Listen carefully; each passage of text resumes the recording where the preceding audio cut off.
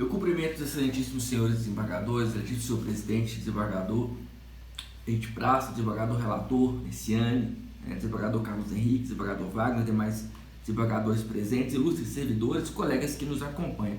Excelência, eu tentarei também ser objetivo, mas eu fiz questão de sustentar nesse caso, porque quando se trata de matéria de direito à saúde de pessoa com deficiência, por mais que tenhamos entendimentos diversos aí, nos diferentes cortes aí espalhados pelo Brasil, a gente tem que entender que existe uma individualidade, existem peculiaridades que têm que ser observadas. E normalmente essas peculiaridades elas nascem aonde? Lá na fonte, quando o profissional médico, aquele que acompanha o caso de perto, consegue entender qual que é a intervenção adequada que tem que ser feita para o caso concreto. Então, na origem, foi uma ação combinatória, pleiteando inclusive tutela de urgência, tratamento para uma criança com autismo, mas não é só uma criança com autismo, como a gente vê várias crianças com autismo hoje buscando socorro, às vezes no Poder Judiciário. Nós estamos falando da Clarice, e ela tem uma situação bem específica de um autismo de moderado para grave, com uma associação de comorbidades de transtorno de hiperatividade e déficit de atenção, com agitação psicomotora intensa, distúrbios de interação social e de comunicação, conforme se verifica da documentação médica, que foi devidamente sopesada com a valoração jurídica correta pelo juiz de piso.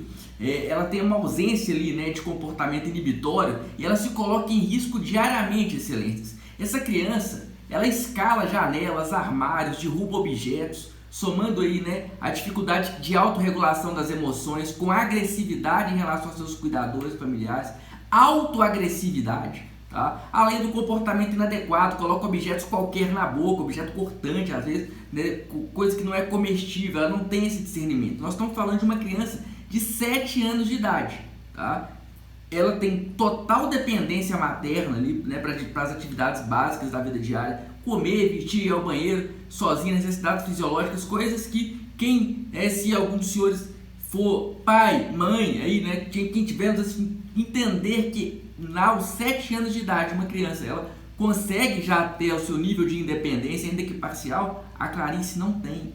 Ela não tem. Então é importante trazer essa comparação dos pares para que Vossa Excelência consiga também entender a gravidade do caso no que tange a necessidade desse conjunto de tratamentos que foi prescritos.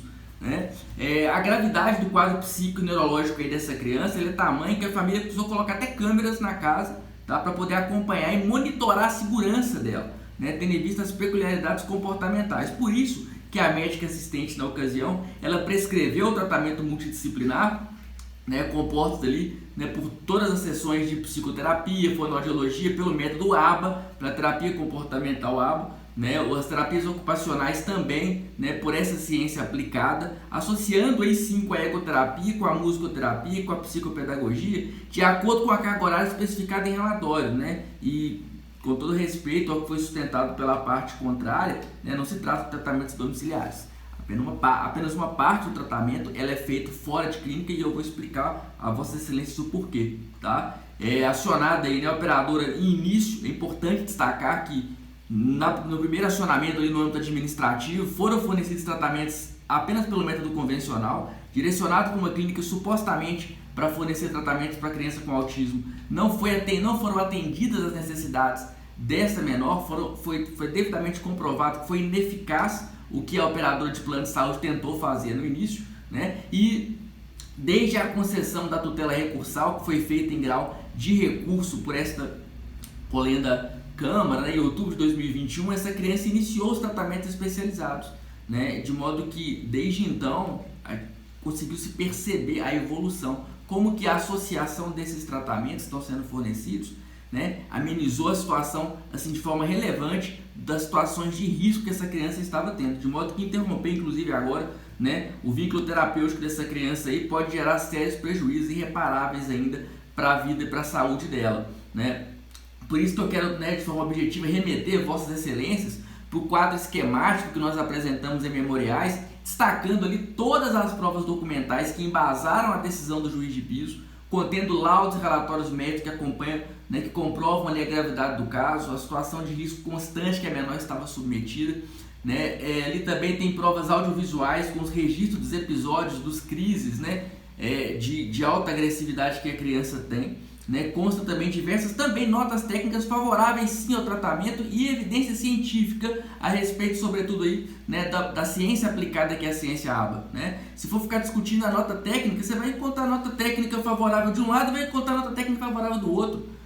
A questão é qual que se aplica ao caso concreto, o que o direito aqui permite para garantir o melhor estado de saúde, o máximo estado de saúde elevado para aquela pessoa com deficiência dentro do que está proposto na relação contratual. É isso que tem que ser observado. Consta então, né, toda essa documentação está devidamente esquematizada. Eu remeto Vossas Excelências para a peça de memoriais nesse sentido. Tá? Documentos aí, inclusive, que demonstram que o presente caso concreto ele se amolda aí em todos os requisitos de flexibilização para fins de acesso ao tratamento que foi estabelecido pelo STJ no RESP 1.886929, né, de São Paulo, que foi trabalhada a tese aí da parte contrária no recurso de apelação. Então, para demonstrar que o caso aqui presente ele já entraria nas exceções. Ele também, nós estamos aqui amparados pela resolução normativa da ANS A539, né, que deixou claro ali que a operadora deve sim fornecer o tratamento ao prestador apto a executar aí, né, o método ou técnica indicados pelo médico assistente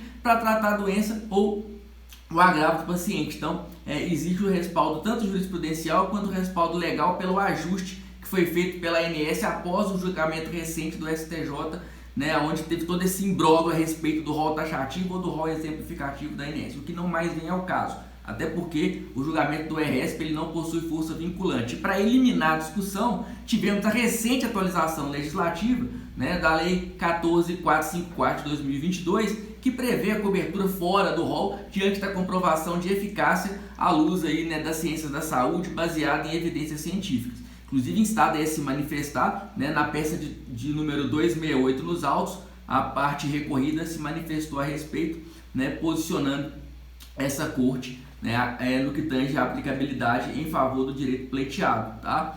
Valendo pontuar ainda aqui que não se trata de uma série, mais uma vez repito, não é uma série de tratamentos em domicílio, né, como fez-se entender a parte contrária respeitosamente. Tá? No que tange aí, né, ao que seria fora do estabelecimento clínico, nós estamos falando apenas de parte do tratamento, que é a atuação do atendente terapêutico. Tá? O atendente terapêutico ele faz parte do tratamento de psicologia aplicada do método ABA. Né? É o profissional que aplica a terapia baseada na ciência ABA após o psicólogo supervisor elaborar o plano terapêutico. Faz parte do conjunto do jogo, excelências. Para facilitar o entendimento, não existe como aplicar a metodologia que foi prescrita para funcionar nessa criança, que é a metodologia ABA, sem a presença do atendente terapêutico.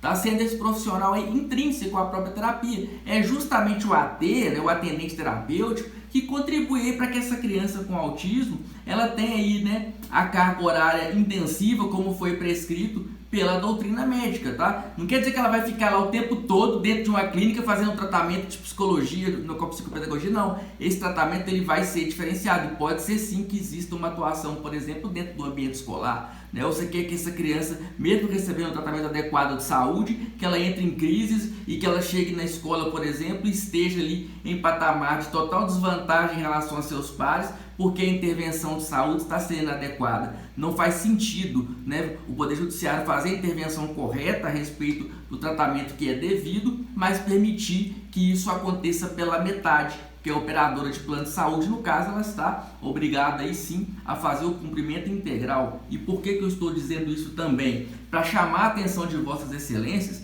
né, dadas as peculiaridades do caso, para uma interpretação sistemática constitucional teleológica do presente caso, né, sob o prisma aí da Convenção Internacional da ONU sobre os Direitos das Pessoas com Deficiência. O dispositivo ele tem norma constitucional, ele tem força constitucional, digo, né, por inteligência aí do artigo 5º, parágrafo 3º da nossa Constituição Federal, e ele irradia sobre todo o ordenamento jurídico, inclusive sobre as relações consumeristas. O diploma internacional que eu defendo, ele impõe dever aos Estados-partes de assegurar o estado de saúde mais elevado possível para a pessoa com deficiência. Obrigação que recai, excelências, né, sobre as operadoras de plano de saúde como consequência de mercado, de quem se propõe a explorar o lucro por meio da atividade de saúde suplementar. Existe uma equiparação sim, como bem pontuado inclusive no parecer do Ministério Público já carreado nos autos. Nessa senda, por toda a fundamentação exposta, né, requer que seja negado o improvimento ao recurso da Unimed, e eu agradeço a atenção de todos.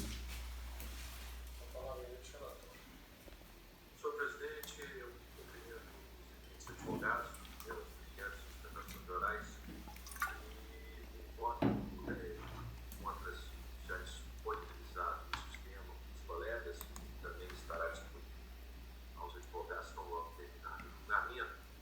Eu vou me limitar aqui à leitura da emenda e fazer um breve comentário, inclusive em homenagem ao que teve o regimento. A recente promulgação da Lei Federal 14.454 de 2022 determinou que envolve os procedimentos e eventos de saúde suplementar fornecidos pela ANS constitui mera referência para os planos privados de assistência médica, afastando assim a hipótese de taxatividade anteriormente aplicada. A resolução normativa da ANS, 539 de 2022, dispõe que, para a cobertura dos procedimentos que envolvam o tratamento, manejo dos beneficiários portadores de transtornos globais do desenvolvimento, incluindo o transtorno do espectro autista, a operadora deverá oferecer atendimento ou prestador por executar o método ou técnica indicados pelo médico assistente para tratar a doença ou agravo do paciente, cumpridos pelo menos um dos requisitos para a concessão do tratamento previsto no artigo 2º da referida lei, estará configurado o dever do plano de saúde em fornecer a terapia pleiteada, preferencialmente realizada nas redes credenciadas pela operadora. Caso inexistente profissional competente em suas redes, deverá ser realizado por profissional terceiro. Senhor presidente, como foi já inclusive relatado pelo eminente advogado da parte apelada, trata-se de situação extremamente grave, em razão pela qual eu estou a negar provimento ao recurso. Eu não vejo divergência no sistema, então, proclamo o resultado. Negar o provimento ao recurso, estendo o voto do relator, proferiram sustentação pelo apelante, Dr. Lucas Pires Raidar, e pelo apelado, Dr. Tiago Elton Miranda Ribeiro. Boa tarde, doutores. Boa tarde, excelência. Boa tarde, excelência, licença para retirar. Boa tarde.